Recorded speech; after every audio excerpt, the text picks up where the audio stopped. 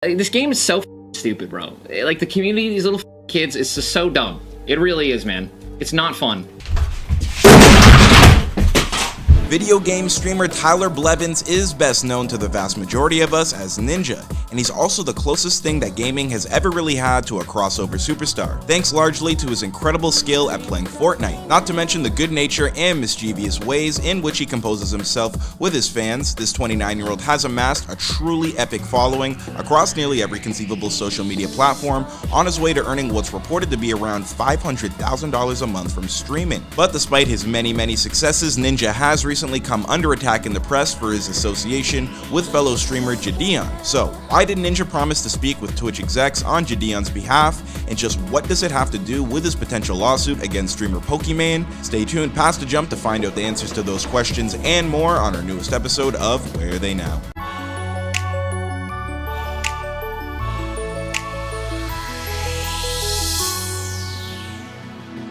Richard Tyler Blevins, aka Ninja, was born on June 5th, 1991 in Detroit, Michigan. Shortly thereafter, he and his family would move to the Chicago area, where Ninja would eventually go on to attend Grays Lake Central High School. Throughout his teenage years, Ninja developed a deep passion for video games and came by this love quite naturally, considering that not only his older brothers, but also his father were at one point or another gaming fanatics. But out of all the members of his family, it was Ninja who would pick up the controller and run with it, figuratively speaking, of course. Starting around 2009, when Ninja was around 18 years old, he began playing video games professionally and kicked off his career with Halo 3. Within 2 years, Ninja would become a professional streamer and be playing series like H1Z1 before moving on to PlayerUnknown's Battleground, all the while playing for professional organizations like Cloud9, Renegades, Team Liquid, and finally, Luminosity Gaming. Then, in August of 2017, Ninja would win the PlayerUnknown's Battleground Games Gone Invitational, and shortly thereafter, he would make the incredibly smart decision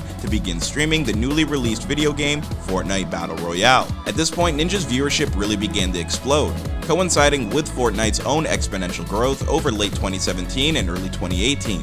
To make matters even better, around the same time, Ninja would also marry his manager, Jessica Blevins, in a private ceremony. The two had met a few years earlier at a video game tournament in Wisconsin. They exchanged numbers and took things slowly, but eventually they would walk down the aisle hand in hand. Shortly after his personal life began to crystallize, so too did his professional life, and before he knew it, Ninja was the biggest streamer on the planet. In March of 2018, Ninja would become the very first Twitch streamer to ever cross the 4 million follower threshold. Later that month, he'd also set the record for the largest concurrent audience ever hosted on an individual stream, with a whopping 635,000 viewers while playing Fortnite with celeb pals like Juju Smith-Schuster, Travis Scott, and Drake. So how long have you been playing Fortnite or been a fan? Probably for about a month or two, maybe, something like that. Same. This particular stream would later inspire the creators of Fortnite, Epic Games, to host a charitable Pro AM event featuring popular streamers and their famous celebrity friends. For the inaugural event at E3 in 2018, Ninja teamed up with electronic musician Marshmello and won the whole thing. By the following month, Ninja had hit an astounding 7 million followers on Twitch, an increase of 6 million followers after having just hit the 1 million mark a few weeks earlier at the end of January. To put that in perspective a little bit, it took Ninja about 7 years to amass 1 million followers, and then it took him only 3 months to cross the 7 million mark. The internet, man, it's a pretty crazy place. But of course, the higher you climb, the more likely you are to trip up along the way, and over the years, Ninja has had his fair share of controversies, not to mention close calls. Take for instance this quote he gave Polygon a few years ago. Quote, "I don't play with female gamers." Welcome to the club, buddy.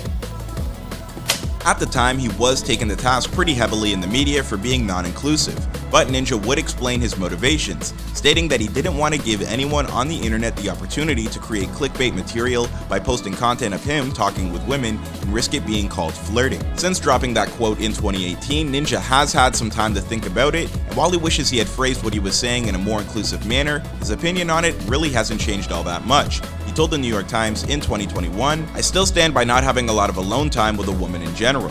If you're a married man, if I randomly start playing with a woman no one knows, people are going to start talking.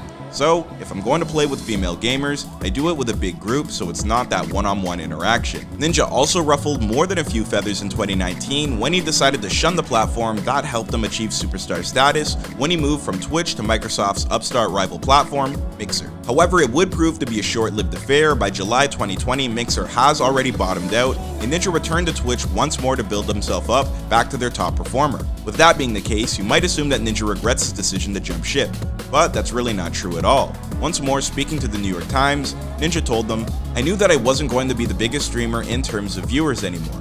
You don't be the #1 streamer, leave, come back, and you're #1 again. I get people coming in my chat and they're like, you're falling off. LOL, good Mixer move. The Mixer move was smart. I don't regret anything I've done." Since returning to Twitch, Ninja has switched up his routine somewhat. He's still playing a ton of Fortnite, but for the past year or so, he has been dabbling in another series, Valorant, as well. Of course, he's still an integral part of the Fortnite brand. So much so that the series even honored him by adding a ninja-based cosmetic skin to the game in January of 2020 as the first part in their Icon series. And really, that's just a taste of the mainstream crossover potential that Ninja is looking to tap into these days. Understanding that his core audience is young and totally in love with his off-the-wall personality, Ninja is looking to move into voice acting work, and he recently appeared in the latest entry of Hotel Transylvania. He also popped up as a competitor in Fox reality series The Masked Singer, where he performed disguised as an ice cream cone. Unfortunately, he was voted out after his first performance. Most recently, however, Ninja has seen his name in the news for all the wrong reasons. It started on January 12th when popular YouTuber JiDion flooded Twitch star Pokimane's channel in what's being widely described as a hate raid, leaving disparaging, harassing, and often widely inappropriate comments in her chat and sending whisper private messages filled with much of the same content to Pokimane's followers. Once she realized what was happening, Pokimane shut down her stream, and Twitch would ban JiDion for 14 days before eventually upgrading it to a permanent ban. At that point, JiDion decided to fight back and reached out to Ninja, asking for any help that he might be able to provide. At first, Ninja seemed to feel for JiDion's plight and agreed that he'd do his best, but at no point did he ever promise it would fix things. Instead, he was pretty adamant that it probably wouldn't change a thing. I need you to set your expectations low. It's fine. It's fine. You know who's not? I'm gonna do. You're not. Yo, I'm gonna do whatever I can. Ninja, I'm gonna drop a bag on you. Pokimane would catch wind of Ninja's decision to assist JiDion, and this would kick off a private message war between the two that would get out of hand. First, Ninja tried to convince Pokimane that he never actually reached out to his contacts at Twitch in JiDion's defense, but when Pokimane would refuse to believe him, things took a turn. That's when Ninja promised her that she was making a big mistake. Soon afterwards, his wife hit Pokimane up in the DMs and threatened to sue if she didn't stop with this perceived harassment. Eventually, Pokimane was willing to accept Ninja's assurances, and Ninja would promise his fans that he would speak to his own version of events in the near future. Only that tweet came and went, got deleted, and now over a week later, Ninja still hasn't addressed the controversy. As you might imagine, Pokimane is far from impressed. Will Ninja ever explain what really happened with JiDion? And will his potential lawsuit against Pokimane move forward? Honestly, I kinda doubt ever will happen. Pretty sure Ninja will be content just to sit this thing out until it eventually goes away. As for whether or not he's going to keep playing video games for the next few years, well, he told the New York Times to follow it. Physically sitting and streaming in one spot for 8 hours a day, it's a lot. We've talked about fading out of that slowly, but I'm never going to go cold turkey. I love video games too much for that. Well, there you have it. Fans might want to enjoy their Ninja streams while they still have them. I don't think he'll be going anywhere anytime soon, but nothing in this world lasts forever.